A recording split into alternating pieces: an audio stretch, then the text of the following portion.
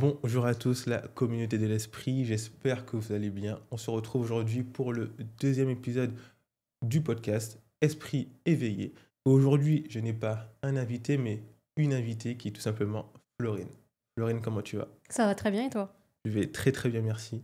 Merci du temps que tu nous accordes. Pour la petite histoire, je ne connaissais pas Florine. On s'est rencontrés il y a peu et j'avais déjà à peu près une idée par rapport à son histoire, par rapport à son parcours. Et lorsque je l'ai rencontrée, cette idée s'est confirmée, pardon. Et je trouve son histoire vraiment inspirante et j'espère vraiment que vous allez la trouver également inspirante. Florine, pour ceux qui ne te connaissent pas, Ouais. est-ce que tu peux me parler un petit peu de toi, ton parcours, qui tu es? Ouais. Alors déjà, merci à toi de m'avoir invitée, parce que c'est ma première expérience. Donc moi, du coup, je suis entrepreneur depuis bientôt 8 ans. Donc j'ai démarré l'entrepreneuriat à mes 21 ans. Et donc là, actuellement, je suis community manager, social media manager. En gros, j'accompagne les entrepreneurs à se développer de la bonne façon sur les réseaux sociaux et notamment sur Instagram. D'accord. Alors, moi, ce que je trouvais intéressant dans ton parcours, c'est comme tu dis, tu es entrepreneur depuis 8 ans. Mhm. Mais moi, ce qui m'intéresse, c'est comment tu es parti, qu'est-ce que la Florine peut-être plus jeune souhaitait Mhm. faire et comment tu es arrivé à être entrepreneur tout simplement. Ouais. Bah, alors moi, j'ai pas trop un cursus, standard, dans le sens où, en sortie de collège, on m'a dit que j'avais pas le niveau pour faire, un bac, comme tous mes amis et donc je me suis orientée vers un BEP, donc carrière sanitaire et sociale, donc avec, tout ce qui va être service à la personne, donc les enfants, les personnes âgées. Suite à ça, je me suis dit, bah, une fois mon BEP en poche, que je voulais poursuivre et avoir un bac, donc pareil, j'étais toujours, dans le même secteur et là, j'ai enchaîné en fait vraiment, 15 jours de stage et 15 jours d'école. Donc en fait, à mes 16 ans, à partir de mes 16 ans, j'étais déjà plongée dans le monde professionnel parce que entre ce qu'on nous apprenait dans les cours et comment ça se passait vraiment sur le terrain, il y avait quand même un monde différent. Et ça m'allait plutôt bien parce que j'étais pas trop du genre à faire, enfin à rester assise et à écouter, etc. Je préférais être dans l'action et dans le concret. Et en fait, une fois que j'ai eu mon bac pro, je me suis rendu compte que c'était pas ce que je voulais faire et j'avais eu la chance de faire une petite expérience dans un studio de photographie. Donc déjà, ce côté un peu créatif, il était déjà là finalement. Et en fait, je me suis dit que j'aimais bien quand même ce côté vente, relation, tout ça avec les clients. Et donc, j'ai voulu m'orienter vers un BTS. Donc, un BTS Management des unités commerciales, donc en gros, vente, quoi, tout simplement. Et là, en fait, le problème qui s'est posé, c'est que j'ai postulé dans différentes écoles, mais j'ai été refusée, étant donné que j'avais pas un cursus standard et que je sortais avec un bac pro. Bon, pourtant, voilà, j'ai eu mon bac, bon, c'est pas non plus à se rouler par terre, mais j'ai eu mon bac avec 13, donc j'étais pas non plus un cancre, quoi. Mais donc, à ce moment-là, quand j'ai été refusée, je me suis dit, bah mince, en fait, finalement, je suis bloquée, je peux pas faire ce que je veux. Et là, je me suis dit, bon, bah c'est tout. Si on me ferme la porte, je vais passer par la fenêtre et je vais trouver une solution pour faire ce que je veux. Donc, c'est à ce moment-là où je me suis dit que j'allais faire ce BTS en alternance. Mais là, l'autre problème que j'ai rencontré, c'est que bah, c'était quand même très fermé et que pour trouver son alternance, c'était compliqué.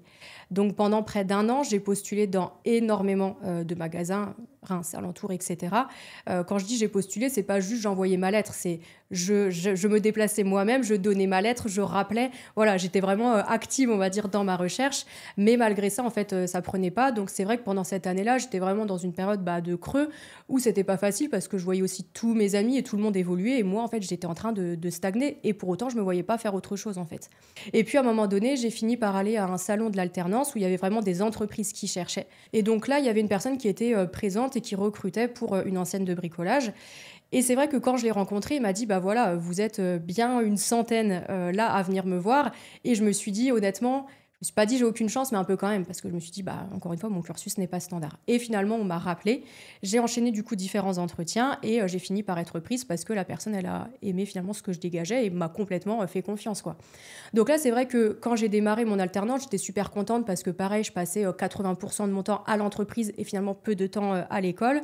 Et en fait, là, je me suis rendu compte au bout d'un an que ben, finalement, ça me convenait pas non plus, dans le sens où je suis pas, comment je pourrais dire ça? Je suis pas une princesse, etc. J'aime bien travailler beaucoup, au contraire, mais en fait, il y avait toujours quelque chose qui ne me convenait pas, que ce soit le manque de reconnaissance, que ce soit aussi et surtout tout ce que je voyais en fait de la part de mes collègues qui se plaignaient beaucoup de voir peu leurs enfants, de voir peu leur famille, d'être finalement tout le temps au travail. Et en fait, je me suis dit, mais mince, j'ai pas envie, et c'est pas du tout dénigrant pour eux, mais j'ai pas envie d'avoir cette vie-là en fait plus tard et de me dire, mais je passe mon temps à me plaindre et au final, je fais quelque chose que j'aime pas. Et pour moi, ça a été une période compliquée parce que je finissais par me lever avec la boule au ventre, vraiment. Et comme je suis quelqu'un de très entière, en fait, tous les problèmes que je pouvais rencontrer au travail, j'emmenais tout chez moi. Ce qui fait que cette période-là, elle a été un petit peu compliquée et que je me suis dit, mais quelle va être finalement la solution pour moi, puisque en fait, je suis pas heureuse et je suis pas épanouie finalement. Et donc, à ce moment-là, quelques mois avant que mon alternance s'arrête, j'ai eu du coup l'opportunité, j'ai plutôt saisi l'opportunité, du coup, de me lancer dans une nouvelle activité. Donc moi, en fait, je me suis mis à vendre des produits bien-être et je faisais également de la formation pour les distributeurs indépendants et donc via les réseaux sociaux. C'est à ce moment-là, du coup, où j'ai appris à les utiliser de façon complètement autodidacte, puisque, bah, comme à peu près tout le monde, j'avais Instagram, j'avais Facebook, mais je les utilisais à titre personnel. Et là, en fait, j'ai dû apprendre à les utiliser, comment je pourrais dire, bah, avec le côté professionnel pour justement pouvoir vendre finalement ce que je proposais, quoi. Donc j'ai fait cette activité-là pendant 4 ans et en fait au bout d'un moment bah, ça ne fonctionnait plus dans le sens où je ne travaillais plus avec le cœur. C'était la seule finalement rentrée d'argent que j'avais et même si j'ai fait ce travail-là et que je l'ai beaucoup aimé pendant les premières années, en fait au bout d'un moment je me suis mis un peu à stagner, je me suis dit mais c'est plus finalement ce que je veux faire. Et donc à ce moment-là ça a été un peu compliqué parce que je me suis dit mais mince, je ne veux plus faire ça, je ne veux surtout pas retourner dans le salariat. Et c'est vrai que je me suis dit, finalement, voilà, qu'est-ce que je vais faire? Donc tout ça, avec toutes les années qui sont passées, etc., c'était vraiment en sortie de confinement.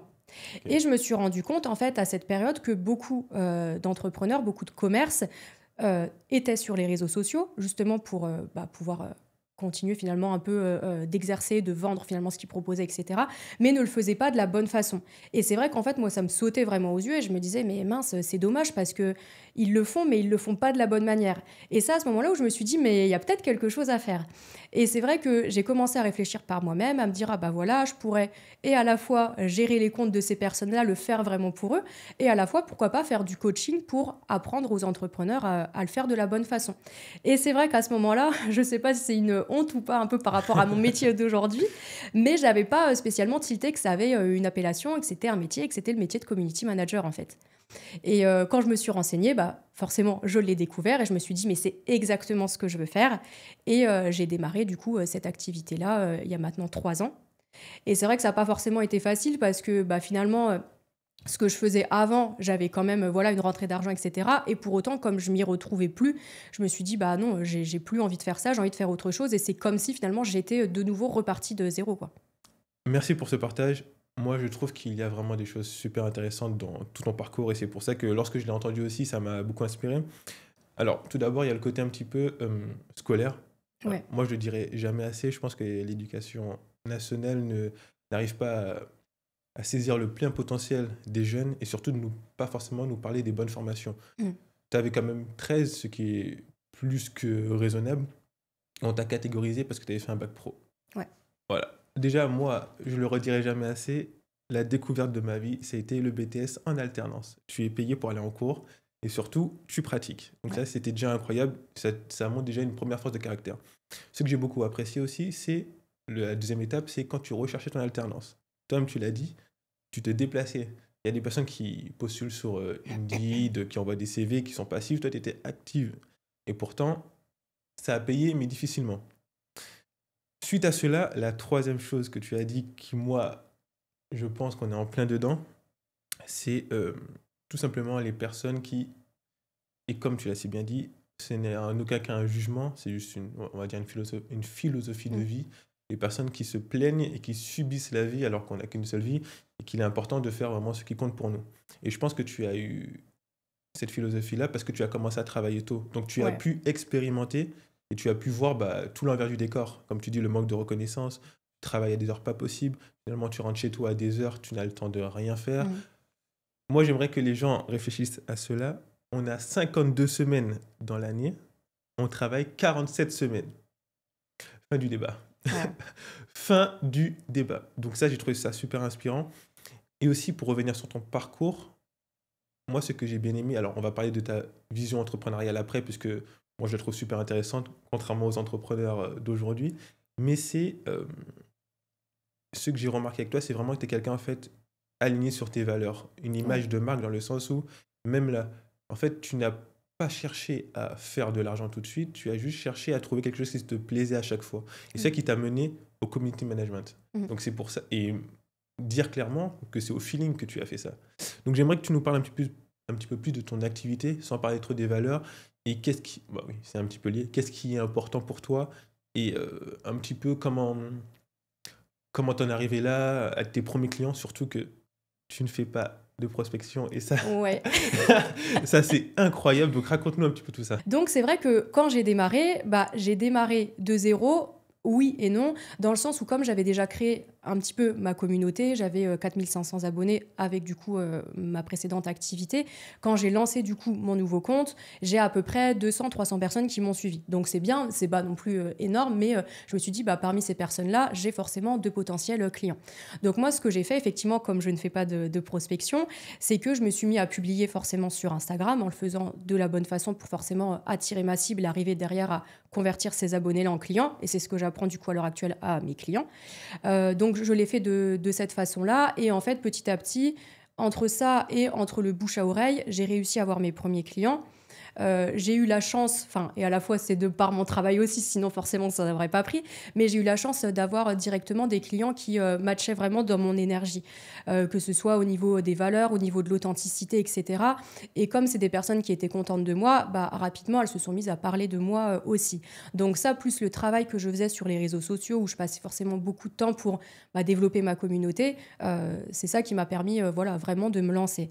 Après, c'est vrai que ça fait 3 ans du coup que je fais cette activité-là. Je vais pas dire que depuis 3 ans, mon activité, elle Bien monte. sûr. Voilà. Et je pense que c'est quelque chose qu'il faut dire aussi parce que du coup, j'échange forcément, parce que c'est mes clients avec beaucoup d'entrepreneurs qui vont traverser des périodes plus creuses, etc. Et qui souvent vont se sentir seuls dans ces périodes-là.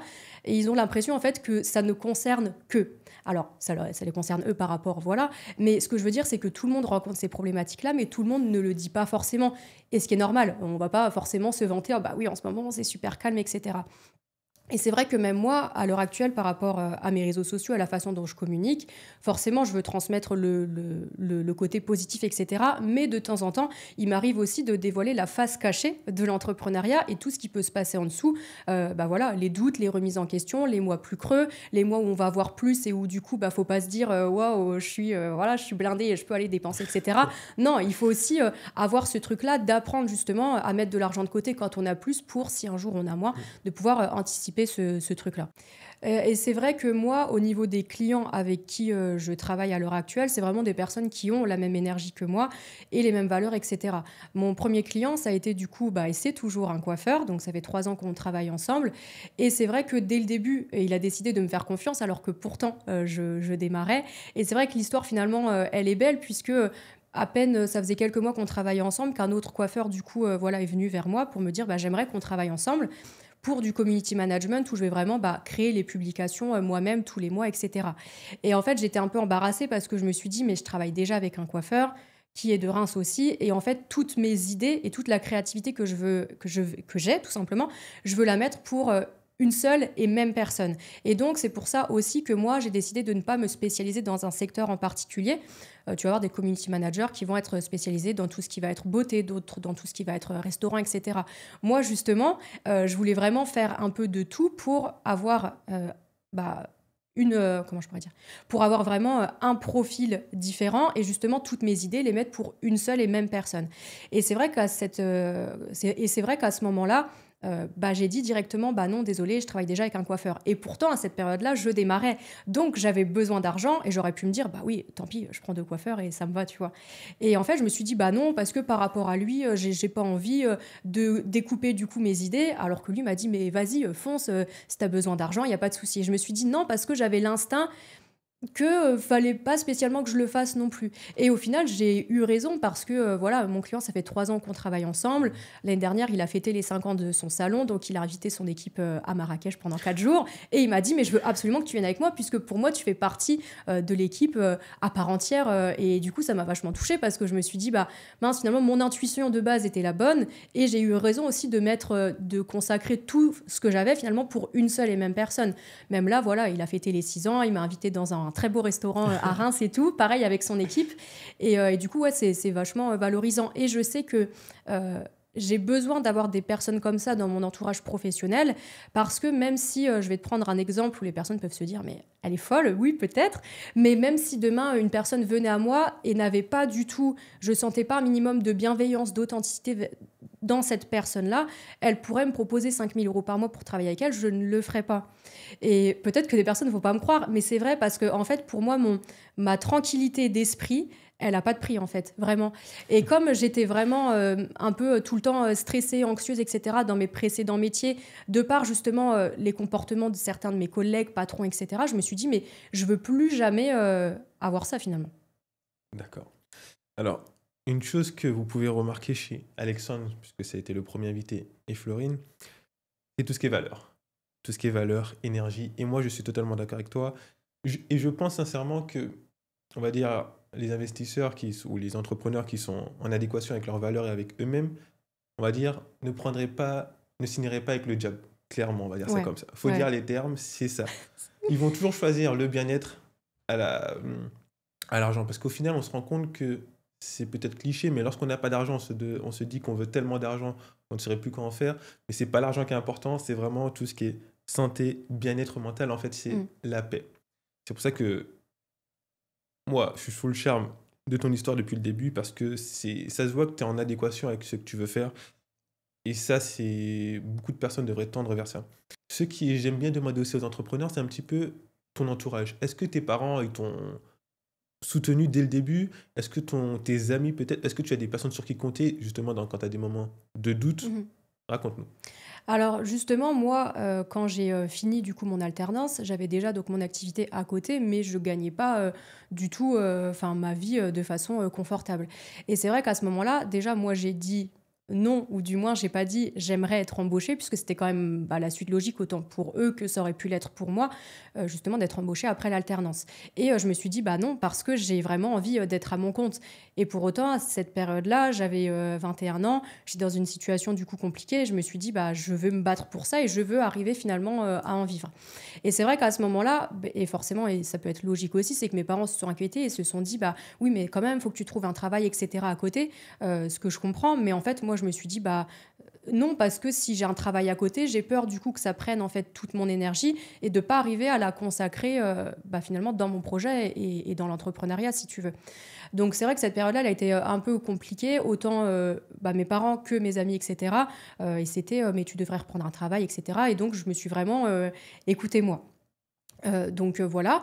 Ce qui s'est passé, c'est que l'année qui a suivi du coup la fin de mon alternance, elle a été un petit peu compliquée personnellement. Et j'ai mis plus d'1 an finalement avant d'arriver vraiment à me dégager un vrai salaire avec du coup mon activité. Donc là, pareil, forcément, pendant 1 an, tu t'imagines bien que mes parents s'étaient, ah, mais quand même, mais tu devrais faire attention, etc. Donc ils étaient assez inquiets.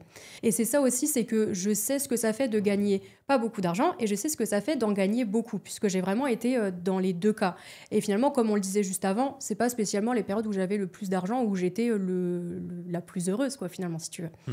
Et donc, c'est vrai que mon père a commencé à y croire vraiment quand il a vu mes premiers, on va dire, vrais salaires, mais plus. Moi, j'aime pas trop parler de chiffres, de montants, etc. parce que je trouve que ça peut être un peu. Beaucoup de personnes se comparent. Souvent, quand j'ai mes clientes, c'est oui, mais elle, tu te rends compte, elle fait ci, elle fait ça. Donc, c'est vrai que moi, je suis plutôt, c'est même pas que je suis pudique parce que si on me demande, je peux le dire, mais j'ai pas envie que les gens se comparent, en fait, tout simplement. Bref. Donc tout ça pour dire que ils ont commencé vraiment à y croire, voilà, quand je gagnais plus d'argent. Et puis quand je leur ai dit, bon bah je vais arrêter ça et maintenant je veux me mettre en tant que community manager, bah forcément il y a eu de nouveau, ils se sont dit mais c'est pas possible, cette fille ne sera jamais stable. En réalité si, je suis très stable parce que finalement ma ligne conductrice depuis ces 8 ans-là et même depuis tout ce que je pouvais faire, puisque j'ai fait des stages avec en crèche, en maison de retraite, aide à domicile, etc. Finalement je me suis beaucoup dit plusieurs fois, mais ce que j'ai fait avant, ça n'a aucun lien avec là ce que je fais aujourd'hui. d'apprendre aux entrepreneurs à se développer sur Instagram. Mais en fait, finalement, ce qui a toujours guidé tout ce que j'ai fait, c'est vraiment le côté humain et d'aider les personnes. Alors, ça pouvait être en premier d'aider les enfants, ensuite d'aider et d'accompagner les personnes âgées, donc le côté humain. Après, avec la vente, c'était d'aider les personnes à réaliser finalement leurs projets. Et maintenant, c'est d'accompagner les entrepreneurs. Et finalement, j'ai toujours eu ce côté-là avec vraiment l'humain. Donc, c'est vrai que voilà, pour en revenir à ça, j'ai eu du coup des moments plutôt creux et plutôt hauts là depuis ces 3 dernières années. Et dans les périodes plus creuses, c'est vrai que mes amis m'ont dit mais là tu pourrais reprendre un petit truc, etc. à côté. Et j'étais pas forcément comprise quand je disais mais non, c'est pas possible. Moi je veux pas avoir autre chose. J'ai peur justement que ça me fasse même dévier et de plus mettre toute mon énergie. Alors je mettais toute mon énergie et j'ai eu 5-6 mois vraiment creux où il se passait vraiment pas grand chose. Donc on pouvait se dire oui elle met son énergie mais bon. L'énergie, elle n'est pas folle, il ne se passe rien. Mais j'ai compris derrière pour quelle raison c'était. Donc, du coup, tout ça pour dire que l'entourage peut des fois ne pas être favorable. Mais moi, je pense que le plus important, c'est de s'écouter soi, de faire confiance à son instinct, puisqu'il ne trompe jamais. Je pense. Encore une fois, c'est super intéressant. Alors, tout d'abord, chose super important, il faut du courage. Ouais. Dans la vie, il faut du courage pour tout. Là, on parle professionnellement, c'est-à-dire... tu avais un petit peu les avis contre toi. Personne croyait en toi, on va dire, c'est cliché, mais on va dire c'est un petit peu la vérité. Et pourtant, tu l'as fait. Ouais. Mais ça s'applique à tout. Hein. Les relations amoureuses, professionnelles, amicales, si des personnes ne vous apportent pas ce que vous avez besoin, ou si vous êtes dans une relation toxique, on va dire, pour faire le cliché, il faut du courage pour quitter. Ouais. Et comme tu disais plus tôt, c'est pour ça que beaucoup de personnes, après évidemment, on ne va pas juger quelqu'un qui a 25 ans, 26 ans, 27 ou moins de 30 ans, qui n'a pas de situation familiale, et quelqu'un qui a 40 ans, 45 ans, qui a une situation familiale, qui quitte son CDI alors que ses enfants sont en études, là, je peux comprendre. Et encore, là, c'est même plus du courage, il faut avoir des épaules très, très larges. Mais il faut du courage pour tout ça. Deuxièmement, n'oubliez jamais que, et Florine en est l'exemple parfait, ça ne sert à rien de parler avec les gens, ils comprennent qu'une seule chose, les résultats. Lorsqu'elle a eu des résultats, lorsqu'elle a commencé à montrer peut-être des fiches de paie, ou montrer un certain train de vie, tout en restant raisonnable évidemment, ses parents se sont dit « Ok, on lui fait confiance ». Et troisièmement, ce qui est pour moi encore une fois le nerf de la guerre, c'est écouter soi, l'instinct. Et je fais une petite dédicace à mon frère Dimitri, qui est comme toi un petit peu, qui habite en Martinique et qui fait digital marketing. Et à chaque fois, moi je lui dis tu peux faire ton activité, mais à côté, trouve un à côté qui va te faire une rentrée d'argent sûre. Et il est comme toi, il est acharné. Et ça me fait plaisir d'entendre ton discours, donc j'espère que ça lui fera plaisir également. Et moi, j'aimerais qu'on revienne sur, comme Alexandre, qui est comme toi depuis 3 ans et à son compte, et a fait sa conférence, qui est un petit peu sa consécration. Toi, tu as eu un événement qui s'est passé il y a quelques semaines. J'aimerais que tu nous dises d'abord quel est cet événement, pourquoi on t'a contacté, comment on t'a contacté, la préparation, et puis surtout ton expérience, ton vécu et ce que ça t'a apporté. Donc effectivement, on m'a contacté en début d'année pour me dire, en septembre-octobre, il y a la Jelly Week qui se passe. Donc en fait, la Jelly Week, c'est vraiment le rendez-vous pour les entrepreneurs sur Reims, où pendant 4 jours, il y a des conférences, des interventions, des ateliers qui sont organisés sur différents domaines, différents secteurs autour de l'entrepreneuriat. Et donc on m'a dit, on cherche quelqu'un pour faire une formation, en gros, sur Instagram. Et donc, il m'a dit, moi, j'ai pensé à toi. Est-ce que déjà, ça pourrait te tenter ? Et c'est vrai qu'à cette période-là, du coup, j'ai dit oui, pourquoi pas. Mais en fait, déjà, pour moi, cette période-là, elle était très compliquée. Et j'étais dans une période plutôt creuse. Et ensuite, je me suis dit, c'est dans 8 mois. En gros, ça me paraissait, je me suis dit, oui, il me dit ça, mais est-ce que ça va vraiment se faire ? Il y a un monde entre les deux, tu vois. Et donc, il m'a recontacté 1 mois après pour me dire, j'ai parlé de toi aux autres bénévoles, puisque du coup, c'est des bénévoles qui organisent cet événement-là. Et tout le monde est d'accord pour que ça soit toi. Il y avait juste, en gros, 4-5 personnes qui ne te connaissaient pas, mais sinon, les autres sont OK. Et c'est vrai qu'à ce moment-là, je me suis dit, ah oui, quand même. Et en fait, c'était déjà une première fierté pour moi, puisque je me suis dit, je commence, entre guillemets, à être vraiment visible et entre gros guillemets, reconnu sur Reims. Et je me suis dit, ça déjà, rien que ça, c'est cool, tu vois. Donc, il m'a dit, on voudrait donc que ça soit toi. On voudrait aussi une personne pour faire une partie sur TikTok. Donc, moi, en fait, j'ai eu une formation en duo avec Agathe, où moi, j'ai fait la partie Instagram et où elle a fait la partie TikTok.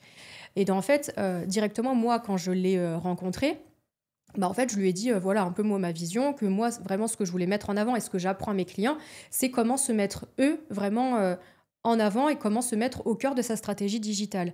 Puisque beaucoup d'entrepreneurs se développent sur les réseaux sociaux, mais ne parlent jamais d'eux. Alors je dis pas de raconter tout et n'importe quoi et de rentrer dans la vie, personnelle, mais à partir du moment où c'est ce que je dis toujours, où une personne est entrepreneur, c'est qu'elle est inspirante, c'est qu'elle a des choses à partager, c'est qu'à un moment donné de sa vie, elle a eu le courage aussi de dire bah stop, je ne veux plus faire ce que je fais et je veux avoir le courage de me lancer à mon compte. Alors qu'on le sait, c'est loin d'être facile et tout le monde n'est pas fait pour être entrepreneur C'est vrai. aussi, et ça c'est vrai. Et je me suis dit, mais en fait, il faut que les personnes apprennent justement à parler de leur parcours, de leur histoire, de pourquoi est-ce qu'elles font ça, de leurs valeurs, de leur personnalité. Et directement, Agathe m'a dit, mais moi c'est parfait puisque c'est ma ligne directrice aussi. Et du coup, ça s'est fait comme ça. Donc là, à partir de ce moment-là, on s'est rencontrés plusieurs fois avec Agathe pour justement pouvoir créer notre formation, pouvoir la structurer. À cette période-là, du coup, on m'a dit que voilà, on aurait une salle d'à peu près 25 personnes. Et c'est vrai que du coup, quand les places ont été mises en vente, moi j'ai directement fait une story pour en informer mes abonnés. Et du coup, toutes les places n'ont même pas été prises voilà, en 24 heures. Et là, je me suis dit, mais mince, c'est trop dommage. Déjà, Agathe n'a pas eu le temps d'en parler. La Jelly Week n'a pas eu le temps d'en parler. Et moi, je veux que ça. Bah, c'est un événement qui était gratuit aussi, ça, je ne l'ai pas précisé. Et je me suis dit, mais je veux qu'un maximum d'entrepreneurs puissent justement en bénéficier. Donc là, du coup, les bénévoles, ils ont vraiment été super puisqu'ils se sont vraiment démenés pour avoir une salle plus grande. Et donc, on a eu une salle de 80 personnes. Tout s'est rempli, donc notre événement était complet. Et c'est vrai que finalement, à quelques jours vraiment de faire la formation, j'étais... En fait, j'avais déjà eu l'expérience il y a quelques années de faire une mini formation Instagram, mais d'une quinzaine de minutes. Donc j'avais déjà eu j'avais déjà eu cette expérience-là qui m'avait beaucoup stressée à l'époque. J'espère que là, ça ne va pas faire pareil. Bon, 5 ans se sont écoulés. Normalement, j'ai quand même un peu évolué. Ça devrait le faire mieux. Et puis, en fait, ce qui s'est passé, c'est qu'on s'est tellement entraîné avec Agathe, qu'on a tellement finalement révisé notre truc, qu'on a aussi passé forcément beaucoup de temps pour structurer notre formation, pour faire le diapo, etc., que quand on est arrivé, en fait, je me suis dit, quelle est la pire chose finalement qui peut se passer et comment du coup je peux dénouer ça si jamais ça se passe. Si je tombe, il y a quand même peu de probabilité, je me relève. Si je bafouille, ça m'est arrivé, je me reprends, les gens rigolent et ça se passe bien. Et en fait, ça a été incroyable puisque voilà, on a eu du coup énormément de personnes, tout s'est bien passé, j'ai eu beaucoup forcément de très bons retours. Moi, ça m'a permis aussi encore plus de prendre confiance en moi et de me dire à ce moment-là, pourtant je le savais déjà d'avant, mais je me suis dit, ok, je suis légitime, alors que je le savais, tu vois. Mais quand il y a vraiment eu ce truc-là au bout de 3 ans, c'était un peu comme la consécration. Quand on m'a dit ça en début d'année, jamais je me serais vu le faire 8 mois après. Donc quand on dit que tout peut changer pour le mieux en 6 mois, en 7 mois, des fois on voit des choses comme ça, et je me disais oui, c'est un peu bateau, mais en fait, oui, finalement, c'est vrai, tu vois. Voilà, voilà, voilà. Alors, déjà, félicitations. Merci. Comme je dis souvent, c'est vrai que les entrepreneurs, s'ils ont un entourage ou pas, il faut se féliciter des petites victoires, des Ouais. grandes victoires. Donc, félicitations, grosse force à toi, ça me fait super plaisir. Ça peut paraître bateau, mais tout ce que Florine a dit, c'est tellement vrai. On se pense incapable de faire des choses et pourtant Mm. on le fait. On a peur de je ne sais pas quoi parce que on s'imagine toujours le pire, mais il y a très peu de chances que ça arrive. Et surtout, alors il n'y a aucune promotion. Hier, je regardais Légende de Guillaume Play où il a invité Nicolas Sarkozy et Nicolas Sarkozy disait que tout simplement, le plus important, c'est de saisir les opportunités. Là, ça t'a fait une opportunité pour toi-même, pour ton business. Il n'y avait que des points positifs. Ouais. Donc, et comme tu dis, tu t'es senti légitime alors que tu l'étais déjà. Donc là, tu t'installes comme pas une précurseur, mais en tout cas quelqu'un de fort sur le territoire. Que dire de Ouais. plus? Après, c'est vrai que quand on m'a contacté au début, je me suis dit le fameux truc, mais pourquoi moi? Puisque finalement, forcément, comme dans tout métier, j'ai des concurrents, même si pour moi, j'appelle pas forcément ça des concurrents, puisque chacun, je pense qu'il y a de la place pour tout le monde, et que chacun a aussi sa façon d'amener et de dire les choses. Et je pense que, et c'est aussi pour ça, donc on va y revenir, même si là je pars un peu en live, c'est que je n'ai jamais fait de démarchage. C'est pas forcément la chose que je conseille ou pas, c'est juste que moi, j'en ai jamais fait, puisque j'ai vraiment envie d'attirer les personnes pour ce que je suis. Et c'est-à-dire que si les personnes viennent à moi, c'est parce qu'elles ont envie de travailler avec moi et parce que ce que je partage tous les jours sur mes réseaux sociaux, ça leur parle et qu'elles y sont sensibles. Et c'est vrai que finalement, pratiquement tous les clients que j'ai, ils m'ont dit, bah non, moi, je veux vraiment travailler avec toi de par ce que tu dégages, de par ce que tu dis, de par ton histoire, parce que ça m'a touché sur tel ou tel point. Et c'est aussi pour ça que j'explique à mes clients que c'est important, voilà, d'arriver à se... Mais c'est même pas se mettre en avant, mais de raconter en fait simplement son histoire, puisqu'on va aussi attirer des personnes par rapport à qui on est, par rapport à notre parcours, etc. Et donc moi je dis toujours, bah il y a d'autres personnes qui proposent comme moi. Je dis pas qu'elles sont mieux ou qu'elles sont moins bien. Je dis juste qu'on a chacune notre façon d'aborder, de dire les choses et notre personnalité, et ce qui fait qu'une personne préférera peut-être travailler avec une autre personne plutôt qu'avec moi, ou vice versa finalement. Encore une fois, comme Alexandre l'a dit il y a le mois dernier, une personne n'achète pas un coaching, mais un coach.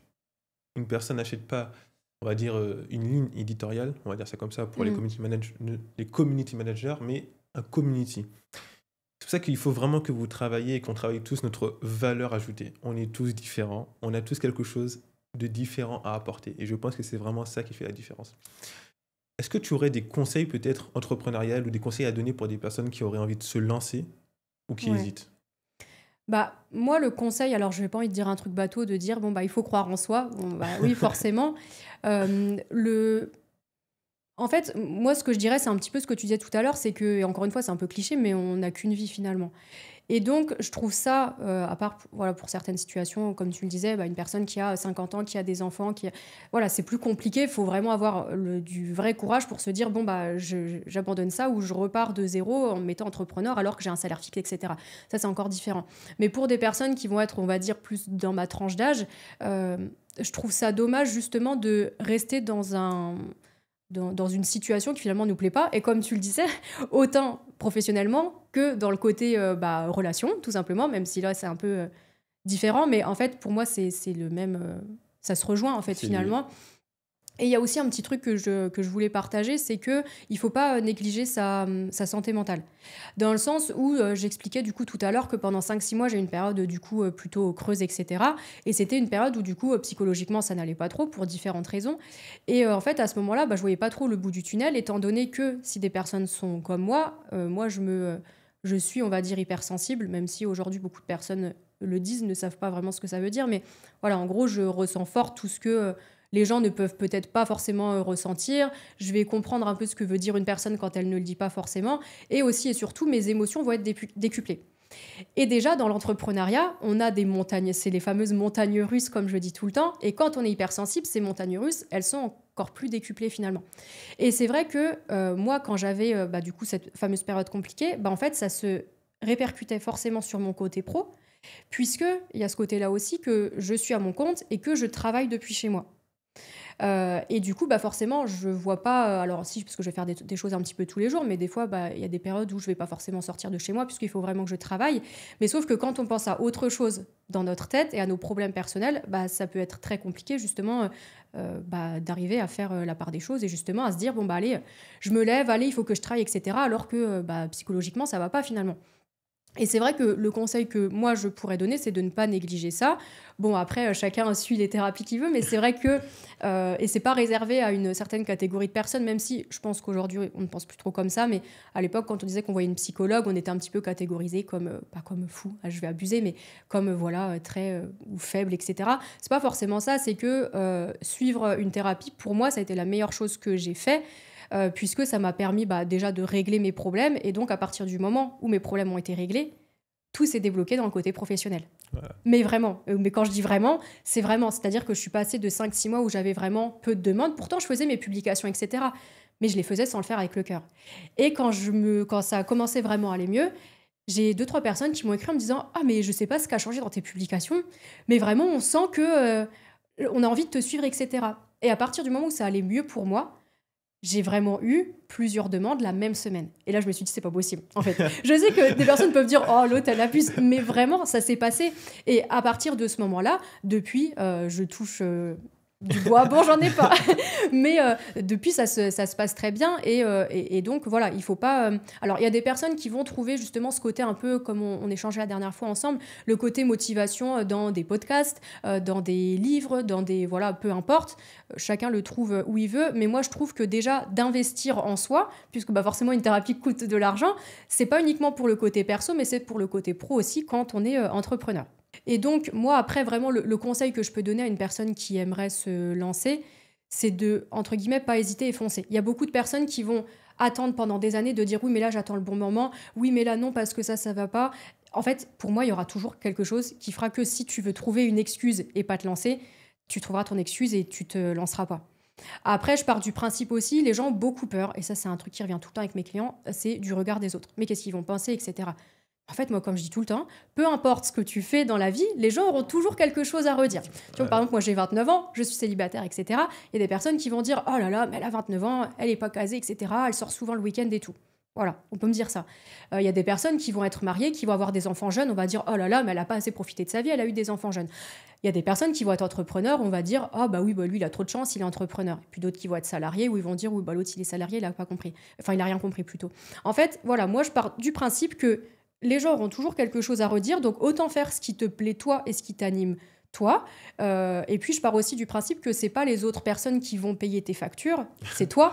Donc après, à toi de trouver le meilleur moyen que tu veux pour finalement payer tes factures, tu vois. Et c'est pour ça que, voilà, après moi je dénigre pas le salariat dans le sens où je sais que c'est pas pour moi, mais dans le sens où je dis pas non plus à tout le monde de devenir entrepreneur. Il y a des personnes qui sont faites pour l'être, il y en a d'autres qui le sont peut-être pas, tu vois. Et je pense que le plus important, c'est d'aller au travail tous les jours en étant bien. Mais pour moi, le plus important, c'est effectivement la liberté. Moi, j'ai la liberté physique et psychologique, tu vois. Autant je suis libre parce que du coup, effectivement, je m'organise comme je veux, mais la liberté psychologique de me dire, je me sens bien, j'ai pas quelqu'un au-dessus de moi qui va me dire quoi faire, je vais pas avoir des remontrances de telle ou telle personne, je choisis mes clients et avec qui je travaille aussi. Et ça, pour moi, c'est un luxe de fou. Mais pour autant, si on est dans le salariat, qu'on se sent bien et que tout se passe bien, bah c'est très bien aussi, tu vois.